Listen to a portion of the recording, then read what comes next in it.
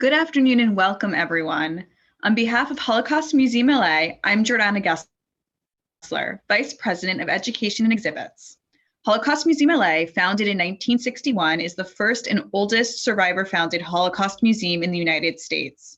Unique for their time, these survivors envisioned a space that would house their precious artifacts, commemorate their lost loved ones, and most importantly, educate future generations. Today, the museum continues to provide free Holocaust education to students from across Los Angeles, the United States, and the world, fulfilling the mission of our founders to commemorate, educate, and inspire. Thank you so much for joining our program today, Jewish Writing During the Holocaust, presented in partnership with the Posen Library of Jewish Culture and Civilization. In 2020, the Posen Library published Volume 9 of its anthology of Jewish writing, titled Catastrophe and Rebirth, 1939 to 1973. This volume explores Jewish perceptions of the monumental events of the mid-20th century and how Jewish people around the world redefine themselves in diaspora. Our panelists, Samuel D. Kassow and Deborah Dash Moore, will discuss Jewish writing during the Holocaust and the era of transformation that followed. Precious diaries, journals, and archives written and collected during the Holocaust not only stand as a testament to the lives and culture nearly completely destroyed, but describe in real time the unfolding of the genocide. These primary source materials are crucial to Holocaust history and its important lessons. It is with great gratitude that I introduce our panelists. Samuel, the Charles Northam Professor of History at Trinity College, is the author of many studies on Russian and Jewish history, including Who Will Write Our History, Emanuel Ringelblum, the Warsaw Ghetto, and Oneg Shabbat Archive, which received the Orbis Prize of the AAASS and which was a finalist for the National Jewish Book Award. And Deborah is the editor-in-chief of the Posen Library of Culture and Civilization and a professor of history at the University of Michigan. Her most recent book, Jewish New York, The Remarkable Story of a City and a People, covers over 3 centuries of history and culture. We are so pleased to have Samuel and Deborah here with us today. Before we get started, please note that you will definitely have an opportunity to ask some questions. You can do so during the program or at the end by typing them into the Q&A box at the bottom of your Zoom window. It is now my pleasure to hand it over to Samuel and Deborah. So one of the things that's wonderful about the Posen Library of Jewish Culture and Civilization is that it includes a great many different kinds of sources. And if it works, we've got a little video that gives you a sense of what it has to offer.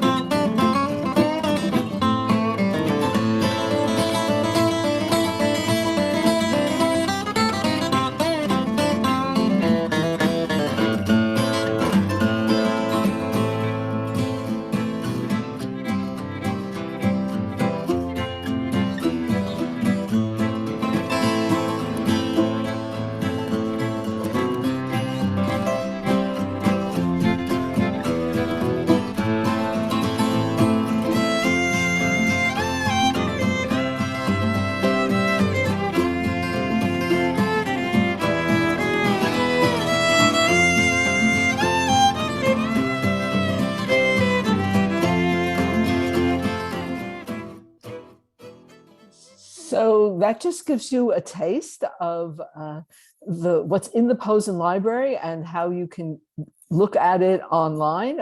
It's available for free. We're going to give you a taste of that as well. Obviously, the print volumes are really gorgeous. And you can, if you're interested, of course, purchase them. There's a code here that gives you a discount. You can also, we're going to move forward, I think, on the slides. And there's a slide that gives you a shot of Sam Kassow. And another slide, there he is at Trinity College. And then there's a slide of me at University of Michigan. But I think with that, let me just ask Sam to what it was like working on this mammoth anthology project and how I assume it must have led you to contemplate what anthologizing means for Jewish culture and civilization. Do you have some reflections on the significance of the sort of anthologizing project that Jews engage in? And I think the next slide will give us a taste of that. Yeah. Yeah, thanks, Deborah. From the Bible and the Talmud to the Passover Haggadah, all the way to the recently published anthologies in the United States. I'm thinking of the Jewish Catalog, which came out in the early 70s, and others. But anthologies have played a critical role in Jewish culture. They introduce new ideas. They undermine old paradigms. Just by the way they're put together, they facilitate diversity and dissent. In a period of the last few centuries, during the last few centuries, world Jewry was transformed in every way, spatially, demographically, linguistically, politically. And anthologies are our best window into these changes. And one of the first anthologies in this volume was put together in 1940 in German-occupied Warsaw by Anteg Zuckerman and Eliyahu Gutkowski. Zuckerman was a future leader of the Jewish Fighting Organization. Gutkowski was a key figure in the secret Onyx Shabbos archive of the Warsaw Ghetto. In the face of German persecution and ongoing humiliation, they organized seminars where young people can study Jewish history and take comfort and strength in how previous generations of Jews fought their oppressors with spiritual and armed resistance.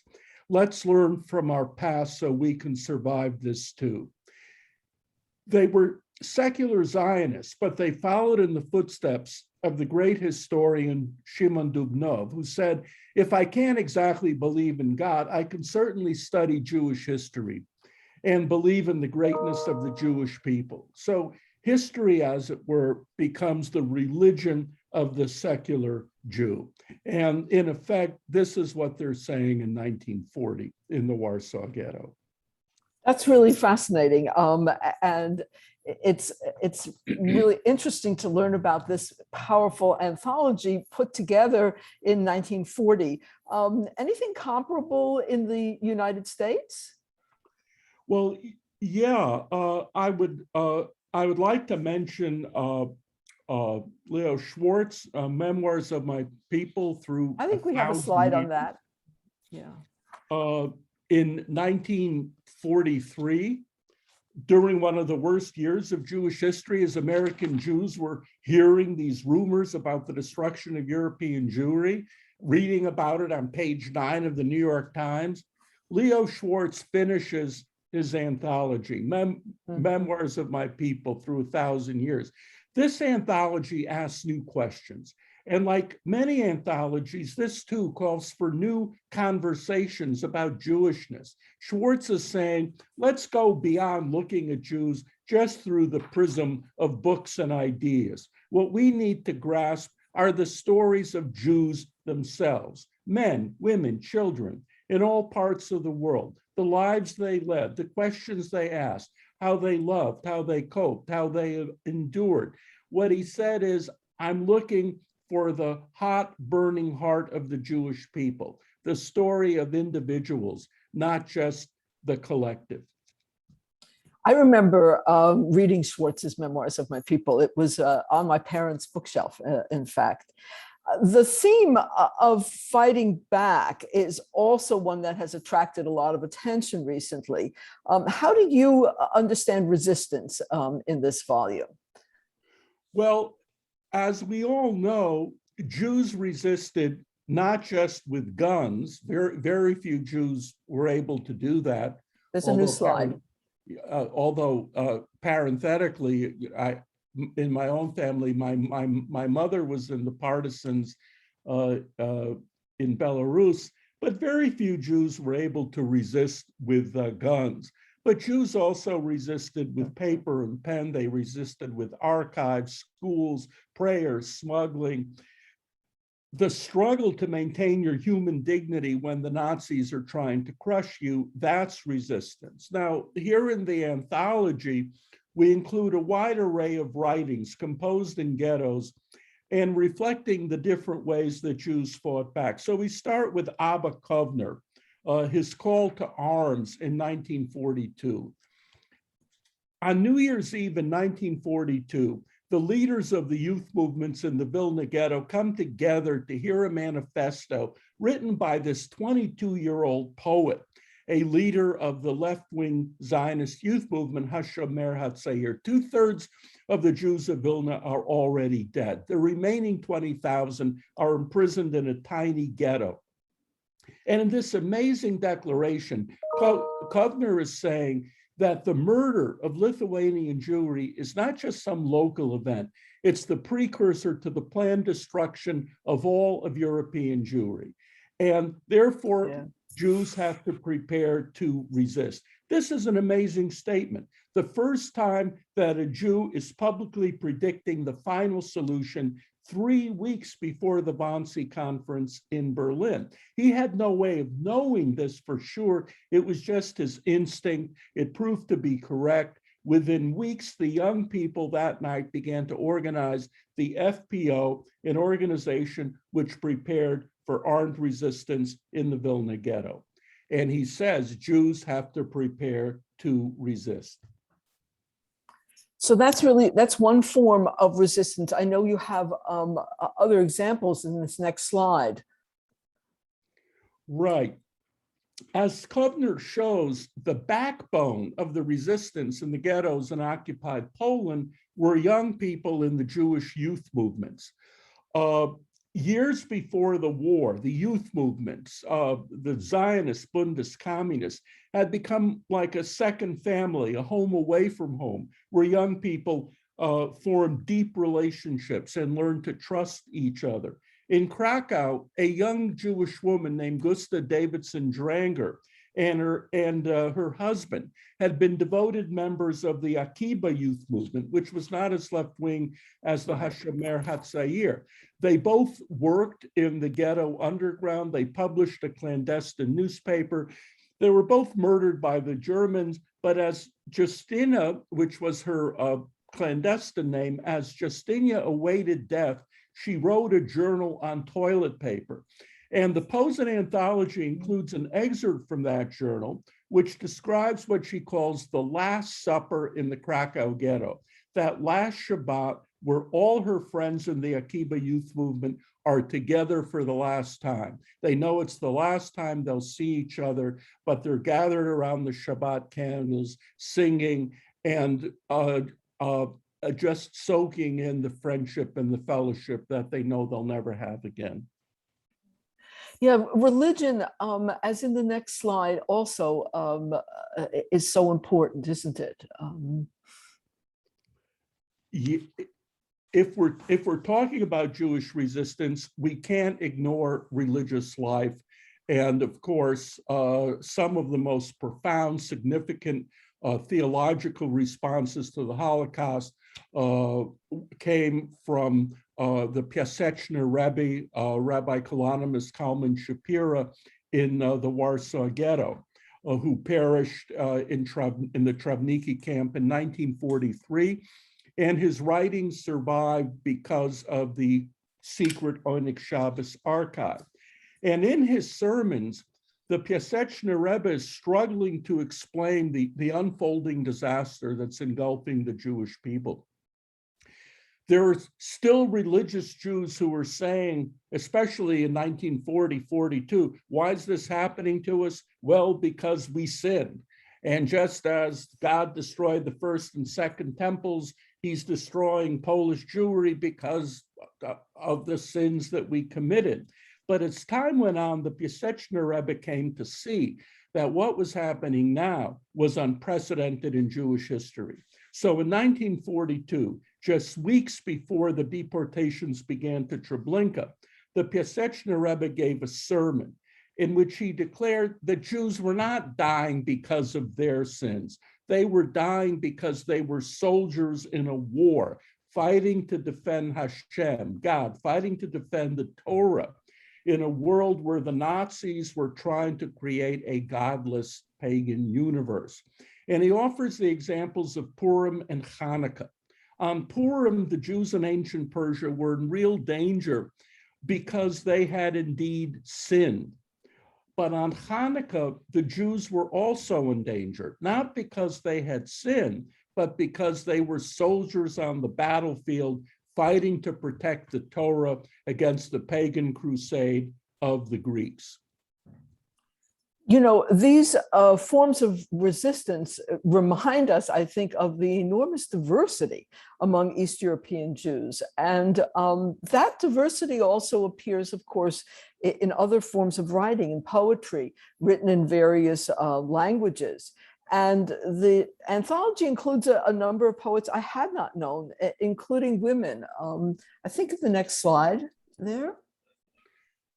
Yeah, I'm so glad that we included this poem. It's entitled Non Omnis Moriar, the Latin words penned by Horace, saying, I shall not wholly die.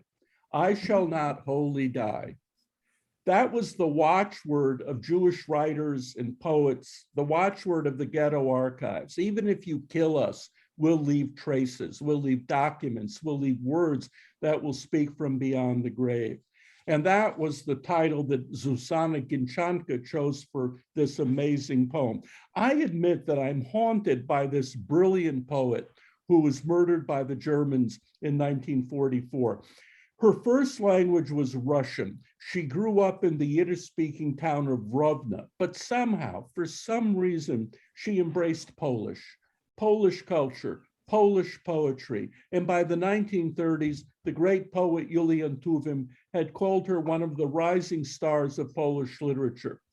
Susanna cut a large swath on the Warsaw literary scene, not just because of her poetry, but because of her striking physical presence. A colleague of hers said about her, quote, she had the beauty of a Byzantine icon. But unfortunately, because of her Jewish looks, when the war began, she had no way that she could pass as a Pole, and she was forced to hide. In 1942, her landlady betrayed her to the Gestapo. That time she escaped, and she writes this poem, which directly indicts Mrs. Choman, the woman who turned her in, and indicts all those others who betrayed Jews and who greedily helped themselves to Jewish property. After the war, this poem was used as evidence in Choman's trial, and she was sentenced to 4 years in jail. And when we think about the Holocaust, let's ask ourselves, why did this talented, brilliant young woman have to die? For what? Why? And I'll just read you the first couple of lines of this poem. Non omnis moriar, my grand estate, tablecloths, invincible wardrobe, castles, acres of bed sheets, finely woven linens, colorful dresses will survive me.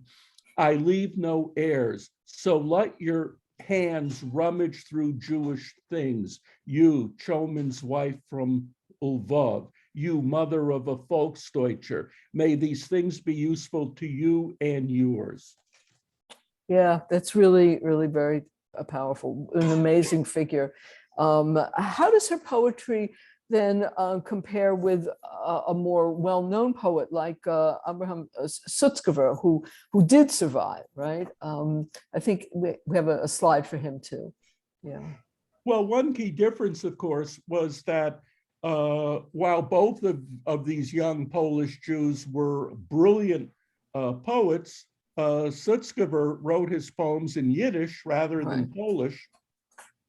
And unlike Ginshanka, he felt a deep attachment to the Jewish collective, and especially to that magical city, Vilna, which we Jews always called Yerushalayim Belita, the Jerusalem of Lithuania.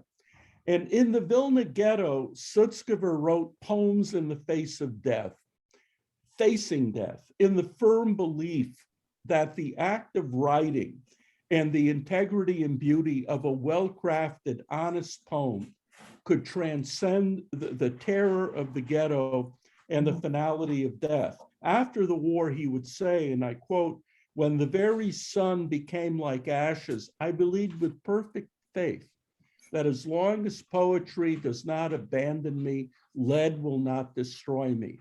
As long as I live my life as a poet in the valley of the shadow of death, my sufferings will merit tikkun and redemption." But in this particular poem, How, Sutzkever expresses a fear that many Jews in the ghettos felt. And I remember hearing this from my mother and from my aunts and uncles. The fear was that the real pain will begin at the very moment of liberation. When we no longer have to struggle to stay alive, that's when the loss will hit us. Our family, our people, our community, our Yiddish language are all gone. What's left? What will I do? And the first lines of this poem, how and with what will you fill your cup on the day you're free? Will you in your joy still hear the scream of the past? Yeah. Mit was es fehlen dein Becher in Tag von Befreiung. It's so powerful. You know, another example, I guess, of poetry is also song, right? Which reaches people. And I know you have some examples of that as well in the next slide.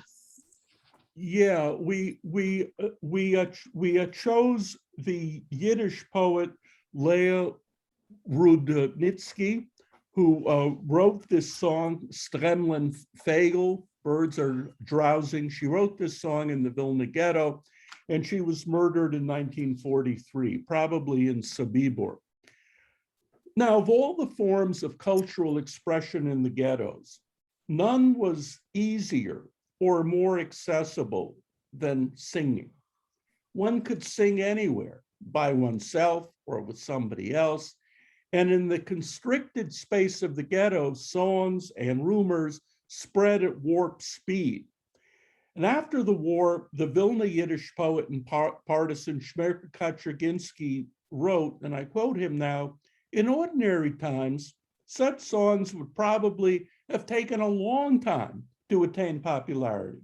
But in the ghetto, we witnessed a wonderful process. Individual songs became folklore before our very eyes.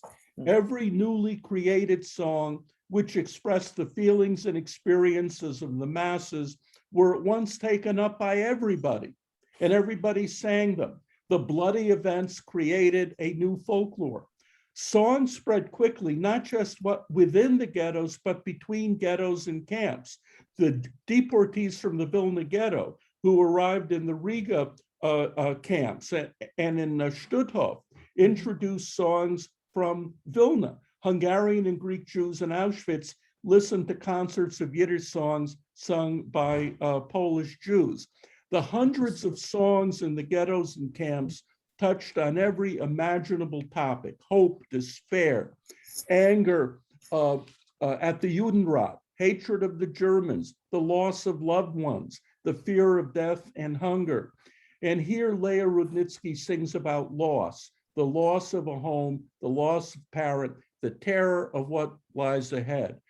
Once you had another cradle woven out of joy, and now you don't. Yeah, that's really beautiful. So we've spoken about a whole number of people, many of whom probably are unfamiliar to most American Jews, and I don't know whether it's also true to our audience today. What about some of the more famous victims of the Holocaust, like Anne Frank? What would readers discover about Anne Frank in reading the Posen Library that they might not have known? Well, of the more than 1 million Jewish children that the Nazis murdered, none became more widely known than Anne Frank. Her diary was translated into more than 60 languages, sold 25 million copies. Now, for many years, the image of Anne Frank that came down to us here in America was the image of a happy, optimistic, plucky young woman who, even in the face of danger, never lost her faith in mankind, i.e., quote, in spite of everything, people are really good at heart, unquote. Now, at the same time, Anne's father, Otto, who was the sole survivor of the family and who determined how Anne would be remembered after the war, played down his daughter's Jewishness. He stressed the universal message that good would triumph over evil. And as Alvin Rosenfeld remarked, this tendency to stress the uplifting aspects of Anne's story and fudge its more harrowing dimensions culminated in the 1955 stage play, The Diary of Anne Frank by Francis Goodrich and Albert Hackett. More than any other reading of the diary, this play projects an image of Anne Frank who's cheerfully buoyant and very positive. But with the appearance of the authoritative edition of her diary in 1986, and that's what we're using here in the anthology, we're reminded that this was a sanitized story. Anne was much more Jewish than many thought. And now that we know how she suffered an agonizing, drawn-out death from typhus and Bergen-Belsen, we have to ask ourselves whether she would have said, in spite of everything, people are really good at heart. And in the excerpt that we're using, she's asking, what has made us Jews different from other people? Who's allowed us to suffer so terribly up to now? It is God who's made us as we are, but it will be God who will raise us up again. And if we bear this, and if there's still Jews left, when this is over, then Jews, instead of being doomed, will be held up as an example. That's really wonderful to bring Anne Frank, that part of Anne Frank's writing into the anthology. You have a number of other figures who've also written in ways that I think are not as well known, perhaps, similarly to Anne Frank. If we see the next slide, please. Yeah, this is Gustavo Yaretzka, a young Polish Jewish novelist who was murdered in Treblinka with her 2 kids. And in the Warsaw Ghetto, because she was a stenographer in the Judenrat, she had a past that seemed to protect her from deportation. In the end, it didn't. But the historian Emanuel Ringelblum, who ran the secret archive, asked her to walk through the streets of the ghetto as 7,000 to 10,000 Jews were being rounded up a day and write down what she saw.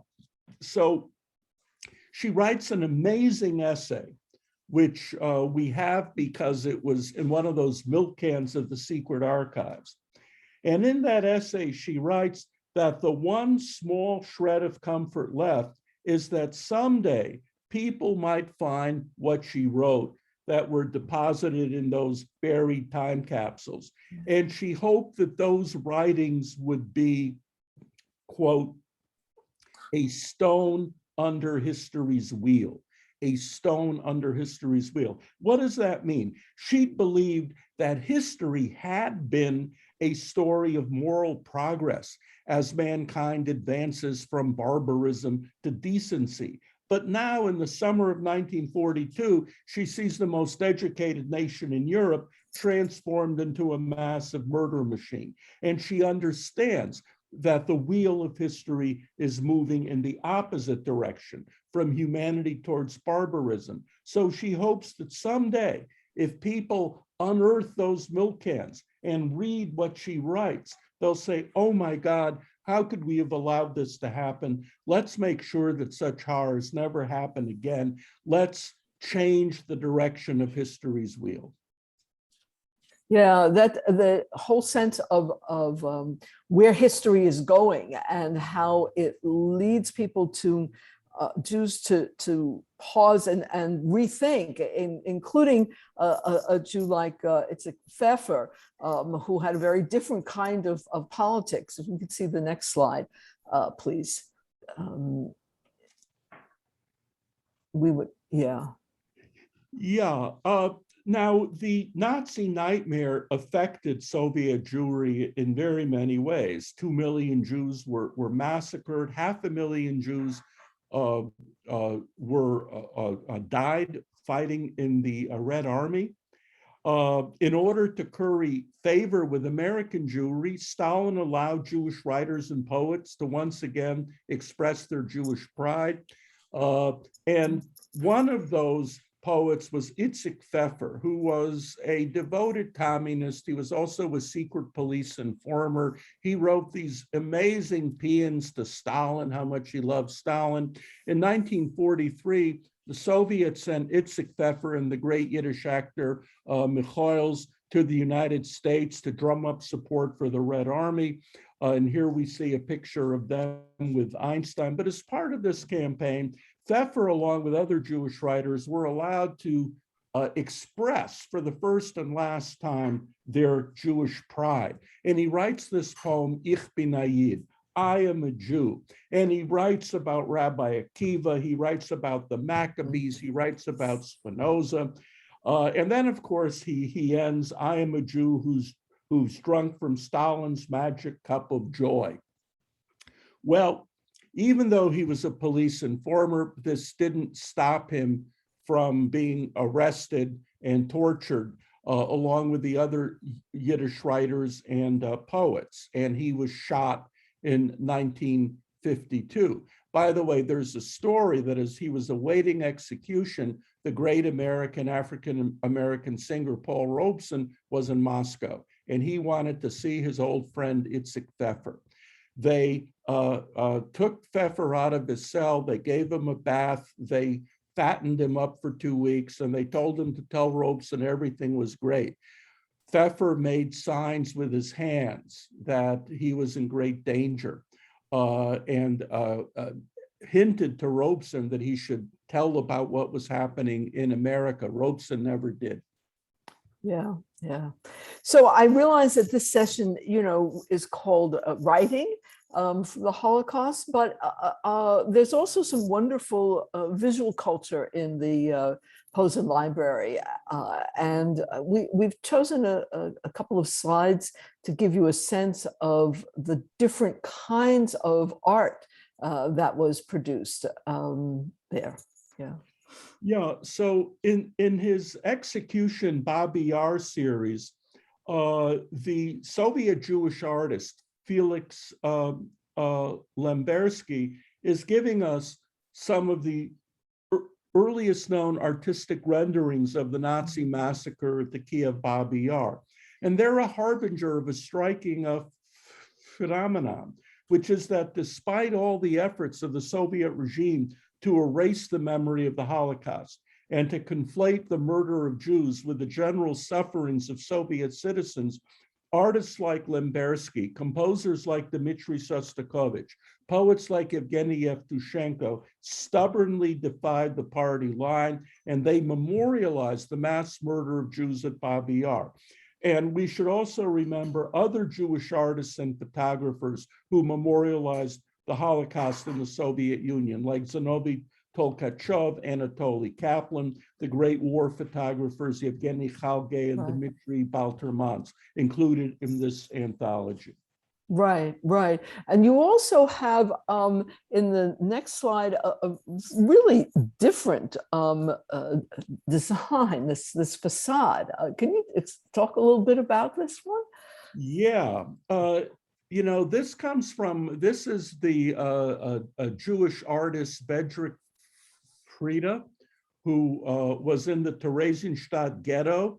And of course, we hear about all the concerts and the operas and the brilliant cultural life of the Theresienstadt ghetto. But of course, we should not forget that in between those concerts and plays, 34,000 Jews died of starvation and disease, and 87,000 were deported to the death camps. Now, Theresienstadt served a dual purpose. It was a transit point for Jews on their way to the death camps, but it was also meant to be a propaganda showcase. And it was a place to park prominent Jews or Jews who enjoyed special protection. So as part of their propaganda show, the Nazis invited the International Red Cross to visit Theresienstadt in 1944, report how happy the Jews were. And they even made a film about how wonderful life was in Theresienstadt. And they ordered ghetto artists like Bedrick Freda to design massive stage sets for the show. Now, Freda had been doing work for some years that helped him to survive. What the Germans didn't know is that in secret, Freda and his fellow artists were making drawings that revealed the real truth about the ghetto, and he was slipping them to a contact who took them outside the ghetto. Some eventually reached Switzerland. In 1944, the SS were able to trace these drawings back to the camp. They arrested him and other artists like Unger, Bloch, and Haas, and they were all tortured. And with the exception of Haas, they were all murdered in Theresienstadt. Yeah, I know the next slide has Charlotte Salmon's, one of her paintings, which is really gorgeous. And yeah, maybe you want to just say a couple of words about her. Yeah, this is amazing. Leben oder Theater, ein Singspiel. In 1942, living on borrowed time in the south of France, the brilliant German Jewish painter Charlotte Salomon asked herself, if I can't find any joy in my life or work, I'm going to kill myself. But instead of killing herself, she created her masterpiece, Life or Theater. This is a remarkable series of hundreds of autobiographical gouaches and commentaries, which may have been the largest single project undertaken by a Jewish artist during the Holocaust. It's a unique combination of life writing and art that bears witness to everything that she sees and experiences. This survived the war. To quote one art historian, the notebook-sized paintings were done in gouache with bright, exquisite colors in the early scenes, darkening as the story proceeds, while the dialogues and narrations range from witty and sardonic to grave and desperate. And using all the devices of drama and the visual art, she creates something unique in the history of art and autobiography. She was sent to Auschwitz in October 1943 and immediately sent to the gas chamber. Yeah. You know, one of the characteristics of the Posen Library of Jewish Culture and Civilization is its geographical breadth. And in the printed volume, the selection from Anne Frank sits next to an account of the Farhud in Iraq, which I find really very, very moving to have these two next to each other. Could you comment a bit on this massacre? Yeah. You know, very few people would guess or even suspect that in the 1930s, Baghdad, with 90,000 Jews, had as high a percentage of Jews in the population as Vilna or Warsaw. And except that the Baghdad Jews were probably better off economically. Right. And despite the widely accepted myth of Jews and Arabs living in total harmony until the big bad Zionists came along, growing resentment and tensions exploded in a vicious anti-Jewish pogrom in Baghdad on June 1st and 2nd, 1942, egged on by pro-Nazi elements. And during 2 days of violence, rioters murdered between 150 and 180 Jews, injured about 600 others, raped many women. They looted 1,500 stores and homes. The community leaders estimated that about 2,500 families suffered directly from the pogrom. And this is an excerpt written by a fervent Zionist who's excoriating his fellow Iraqi Jews for failing to exhibit national pride in their vain efforts to curry favor with the Arabs. They have to stand tall and support Zionism. Now, as other selections in the Posen anthology will show, when the 130,000 Iraqi Jews came to Israel, they were disappointed to encounter what they believed was discrimination and condescension by the Ashkenazi establishment. Today, I think there are fewer Jews in Iraq than the 10 fingers in both of your hands. So I know you also have one from Tunisia, which is another very interesting account. This is an excerpt by Paul Gez, who was a community leader and who was serving on the Tunisian version of the Judenrat of the Jewish Council. Our fellow Jews are subject to endless bullying and humiliation. Now, many people tend to forget that it wasn't just Ashkenazi Jews who suffered under the Germans. The Nazis wiped out the Ladino-speaking communities of the Balkans, including Saloniki. They persecuted the Jews of Tunisia during a 6-month occupation that lasted from November 42 until May 43. They imprisoned 5,000 Tunisian Jews in labor camps where they were subject to constant beatings and torture. SS Colonel Walter Rauff racked his brains to find a way to send the Jews to the death camps, but the Germans simply lacked the transport to do it. And as everywhere else here in Tunisia, the Germans forced the Jews to appoint a Jewish council. Its members included Paul Gez. They faced terrible moral dilemmas, even as they made a sincere attempt to do the right thing in impossible circumstances. Yeah, so I realize we're running out of time, but I think maybe just a last couple of questions. You picked really interesting choices from Jewish writers from the Yishuv. And I thought if you could comment briefly on those two choices, why Pua Rakovsky and then Chaim Hazaz. Well, Pua Rakovsky was this amazing woman, and she's also, this excerpt is a wonderful example of life writing. And in a period of destruction and rebirth, when Jewish communities are being uprooted, it's life writing and reportage that convey the immediacy of individual experience and the many ways that individual Jews understood and acted out their Jewish identity, how they remembered their Jewish stories, how they embrace or reject their Jewishness. And it's this period that life writing becomes especially important.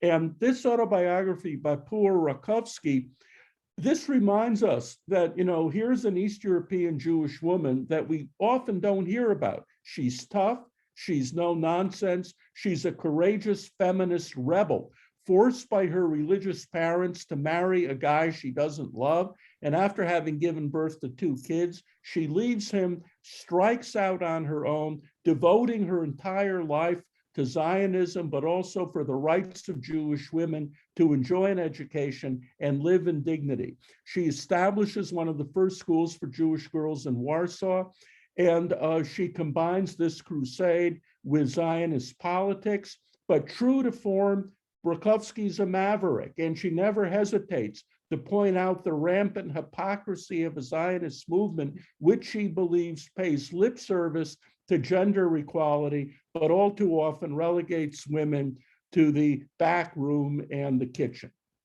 Right, and Chaim Hazaz, I think we'll end with him. Um, Oh, okay. So unfortunately, we're not going to get to the American Jews, but Yeah. we include a selection from a brilliant 1942 short story by Chaim Chazaz called The Sermon. In the depths of the Holocaust, as desperate Jews yearn more than ever for a Jewish state, Chazaz asks some tough but necessary questions, the same questions that he would ask David Ben-Gurion a few years later, when he pointedly reminded the Ben-Gurion that it was the diaspora legacy of tradition, of respect for Jewish learning, of faith. It was this tradition that had forged the Jewish people. What good would a state be, Chazaz prodded Ben-Gurion? What good would a state be if it caused the Jews to forget who they were? And he said, and I quote him directly, "We have ceased to be a nation, we have become a state." When Ben-Gurion dismissed 2,000 years of diaspora history and celebrated the new Jew, the Sabra, tough, proud, self-reliant, Chazaz wondered whether Zionism posed a hidden danger. What would happen to the Jews if they abandoned their traditions and put all their reliance on a state? They tried that once before during Roman times, and it hadn't worked out so well. It's true. Okay, on that not too jolly note, but very perceptive.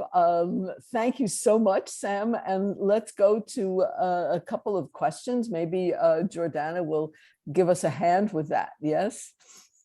Yes, definitely. What an amazing program. I really appreciate that you didn't take an Ashkenazi perspective solely when you're looking at Holocaust history, and really diversified to talk about Sephardi and Mizrahi experiences during the Holocaust, and even as they tie into the documentation of Jewish history as it unfolds, which I think is such a unique aspect of Jewish culture. The constant sort of, I mean, whether it's the Hanukkah story or the Pesach story, us taking ownership of what is happening to us and reciting these traumatic histories for a continuous longevity.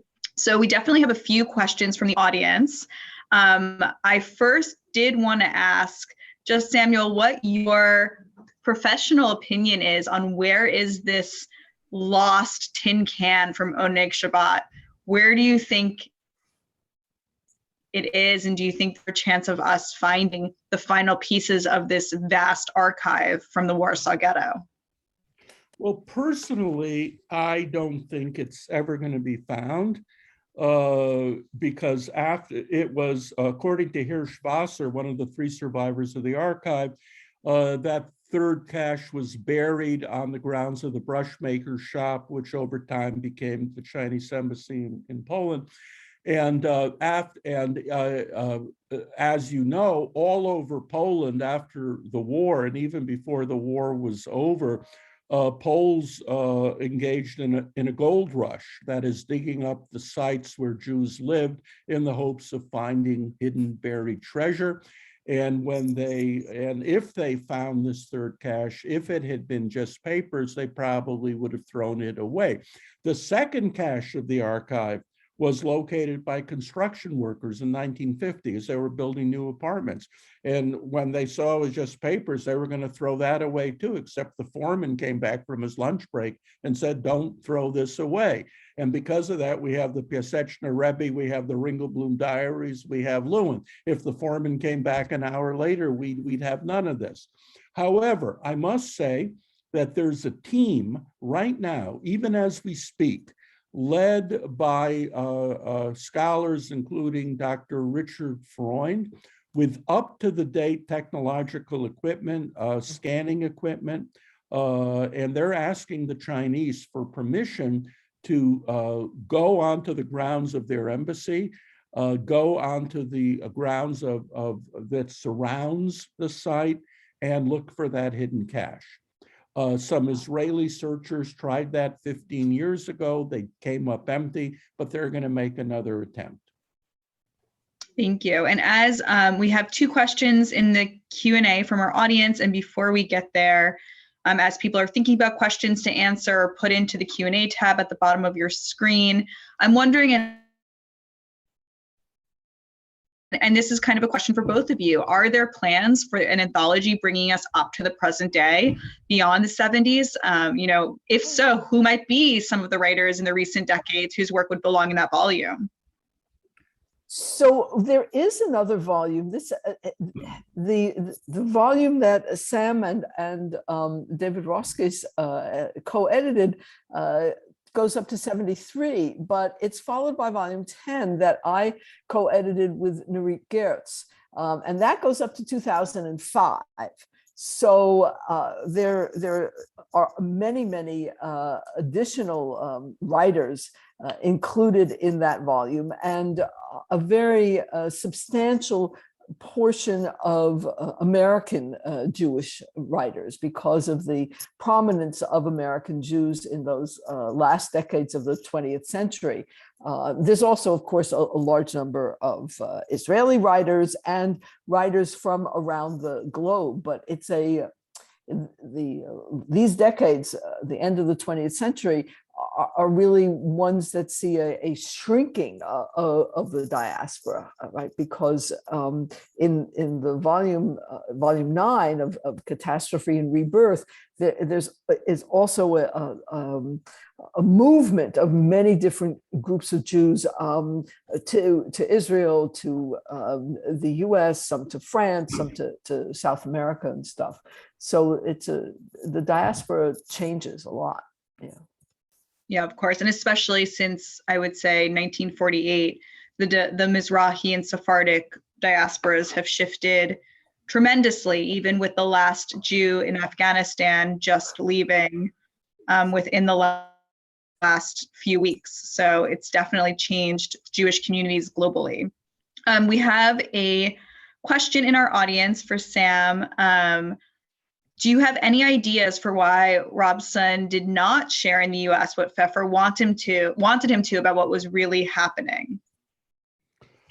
Well, I think it was from a realistic sense of caution. I mean, Robson was totally identified with the Communist Party.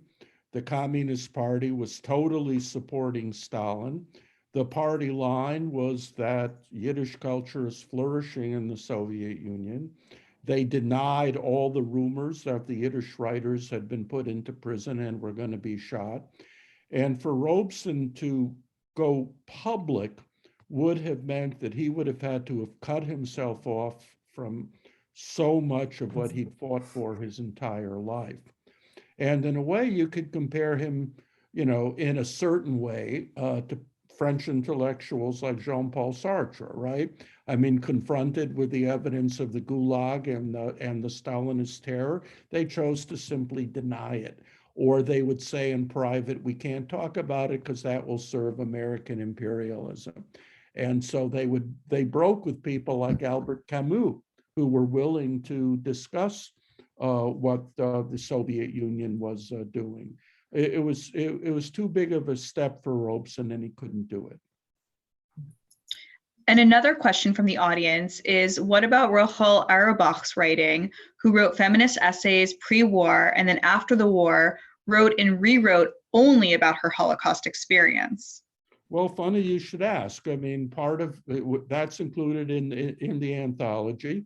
And I, just 2 weeks ago, delivered the manuscript to the National Yiddish Book Center of the entire translation of one of her book of memoirs and a big chunk of her second book of memoirs. That'll be published by the National Yiddish Book Center within the next year, with an introduction by me and with notes. That's great. And I wonder, is there someone's writing who wasn't included in the anthology, who's only come to light recently as archival work still transpires? Is there someone who you wish or who you recommend the audience research more about? Oh, there are so many people, so I don't even want to start naming names. I mean, the problem with an anthology like this is that you could only scratch the surface. I think one of the advantages, though, of the anthology is that it does introduce people to such a wide array of individuals, and the translations are from, you know, more than a dozen languages. We like to say it's, you know, from Amharic to Yiddish. We've got translations of everything in between. So that means that if you are an English reader, you can gain access to things that might normally not be available. And especially, you know, if you want to go onto the website, posenlibrary.com, you can register, and for free, and you have all of these wonderful selections available to you. Yeah. Samuel, are you working on any other archives or diaries from the time of the Holocaust currently?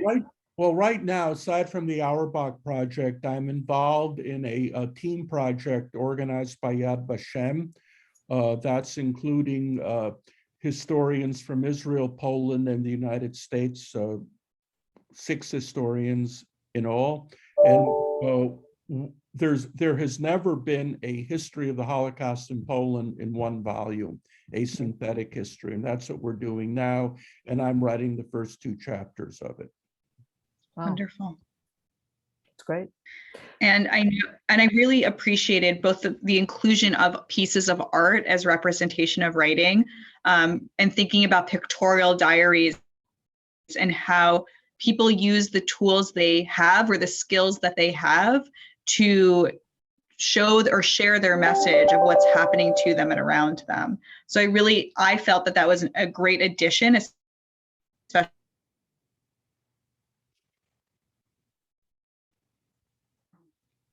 especially for people who are more visual and especially I think Charlotte Solomon, if you look at her pictorial diary of works, you really feel the intensity of the Nazis in the 1930s, and of course then her fleeing to France and her emotions around it.